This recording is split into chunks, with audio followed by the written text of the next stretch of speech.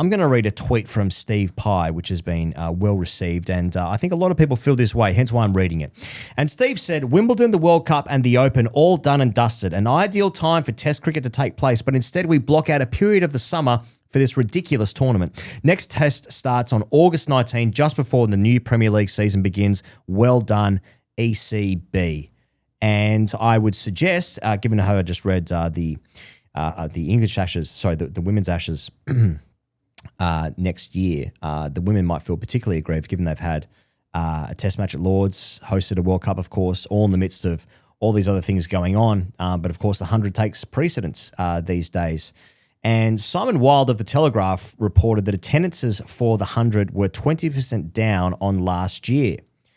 It's also understood that 4,000 tickets were given away for the Oval's opening game for My London. It's not how you say it, which is according to the Times. Do they do that with Cape Town as well? Or are we? Couldn't tell you. Is that? I think it matters in the hearts and in the WAM conversation. I mean, they're trying to soften the Mumbai Indians London reference of it, I suppose. But also by tricking you into it meaning something else. Yeah. No, it's called My London, like it's yours. Who is they? The Ambanis.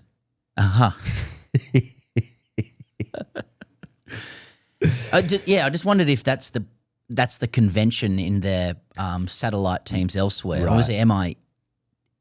Mumbai? Well, it's just MI. It's Mumbai Indians. So you don't just say, I go for my. No.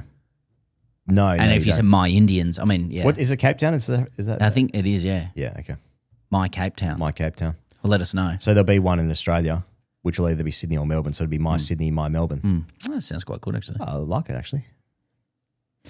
Yeah, ticket prices possibly up as well by £20. So, yeah, fewer people going and it's more expensive to go. I do want to note, and that's a lot of Aussies are watching that closely as a window into what it looks like when the rubber hits the road on privatisation. I think it needs to be said as a caveat that they are a quarter of the way into the season. There's, I think, as we go to air, 7 days in, 19 days to go, something like that, and better to judge it by the end. I think it's worth noting that, as you mentioned, the online sentiment is overwhelmingly negative about the 100. But then again, how do you even trust online sentiment in 2026? Exactly. Right. Anything you read on X has to be done with a literacy that calculates who is posting, why they're posting, what algorithm they're in, how rewarded they are for inciting and provoking. Same goes YouTube comments, same goes below the line comments in print articles. And you just ask yourself, how many people in your life do you know that comment on the internet? And tell me about those people. Just give me a little bit about them. They click it first slip when there's a play and a miss. They call the 100 the 16.4 intelligently. But that said, if Simon is reporting that it's down 20%, I think it's 18.4%, but let's round that up for agendas. And I do think anecdotally in conversations that it's not really cutting through. It's interesting to watch, and I think the way this conversation develops is questions around, for these franchise owners largely out of India, what is value? What represents success? What is the most important line item there? Because it has been suggested that these teams are content into IPL fandom. Yep. It is about expanding the brand to make it a global network, to monopolize from there, and to make sure that the sun never sets on the Knight Riders, the sun never sets on Sunrisers, whatever it is. And to that end, I think Kavi Moran from Sunrisers Group said this week, it's a good start and we'll grow from here. So, and the flip side of it is a whole bunch of counties got heaps of bunts. So what are they going to do with that? So there's the trade. So many things to work through. I mean, yeah, because part of it is I'm not sure how well things were going before this. The BBC's interest in the 100, buying the 100 to get cricket on free-to-air television, that's obviously a good thing. I would imagine the people that do like the 100 might feel slightly intimidated to say that they like it because there's such a wave of sentiment from those that love. I'm a top cricket fan. Yeah, I hate the 100. I'm a top orange. I'm a top red. Yeah. Cricket ultras hate it, and, and everyone else is scared. You know, to people that speak have up. such a connection to the counties, or the fact that, you know, Sunrisers Leeds, you know, to people from Huddersfield, for instance, that are they interested in supporting a team from Leeds? This is with Leeds in the name, you know. I honestly don't know, but you know, like I swear, you know, I sort of couple this in with, we saw the test match between Pakistan and the West Indies at Brian Lara Cricket Academy, brand new test venue in Trinidad, and you see the photos for the minute silence for Gary Sobers, and there's no one there, right? And I've been watching the highlights after each day, and there's a few people there. The test match was a banger, by the way. The West Indies are in their third innings. They got 3 wickets left. They lead by 155 or something like that, heading into day 4 tomorrow morning. So it's a banging test match. But you look at what test cricket is for every other country, basically except for Australia and England. Look, I think New Zealand have okay crowds from now and again. Look, Indians obviously love cricket. There are so many difficulties around supporting test cricket in India, given the nature of the stadiums and the heat and all that kind of stuff. But maybe that's an unfair representation of those people. But the point being, like, I wonder how good cricket was actually going before this. It's not easy, but I also empathise with people that say, well, the 100 has got so much money, so much exposure. What if we just kept the T20 Blast? What if we kept the counties and they got the same money, the same exposure that has been afforded to the 100?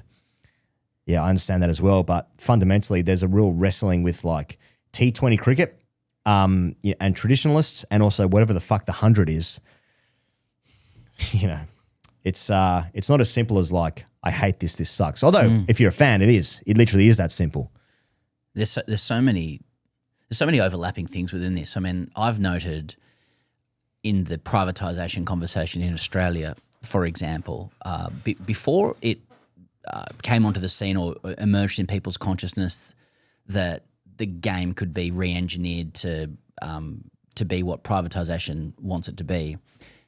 You know, the Big Bash League was something that you could make fun of affectionately, you know, call it Blobby League, red v green, et cetera, et cetera. And sometimes we'd lament that there weren't better players and that Australian cricket competition deserves something a little less middling than it is. But I think as the reality of what it would take and what you have to sell and give up to access that best-in-class T20 competition, you know, makes itself clearer, people are now becoming like more affectionate for the middlingness of the BBL. It's kind of like, oh, you know, no, the Blobby had its place. Yeah, I went along. Yeah, red v green, that's fine. I watched the Test cricket into the Blobby. That's all we need. You know, I don't really. It's almost like people are going, oh, you know, I was okay with what it was. Yeah, okay, I complained a little bit, but I'm quite fine with the BBL as it is. Don't take this away from me. So there's that sentiment. I'm not sure how I feel about that really, and that's because the other element of this, I think, is it's not so much, you know, did you like the 100 beforehand? Did you like the T20 Blast beforehand? Do you like the Metro Bank Cup or whatever?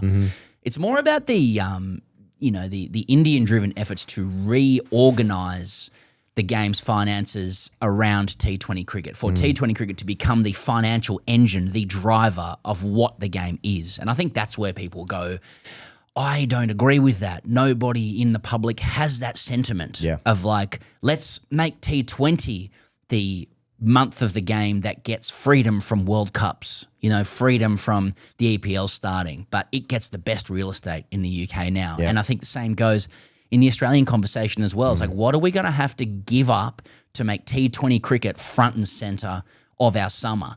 And the reality is, and we're, you know, and symbols are interesting through all of this as well, right? Like where the game is played, or looking at the picture of West Indies, Pakistan, or, you know, Gary Sober's minute silence, nobody's there.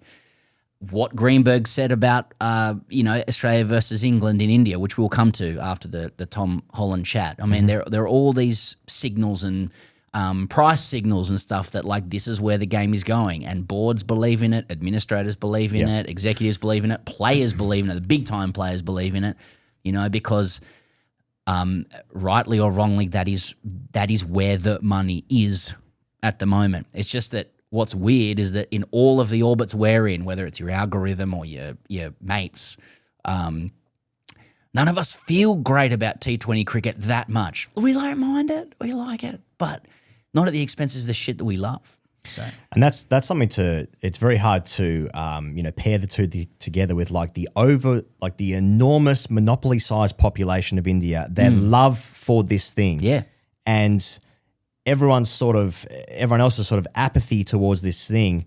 Those two things cannot coexist. I mean, you look at like the T20 World Cup is expanding from 20 to 24 teams, potentially for the next World Cup, which is in Australia and New Zealand, but aiming for 2032 with ambitions to grow to 32 teams beyond that. Now, on the face of that, you might look at that as with the 100, as with the Big Bash, for instance. Let's get new people to the game. But at the same time, you could also make an argument being like, getting more teams into the World Cup is about India playing more games, especially against Pakistan.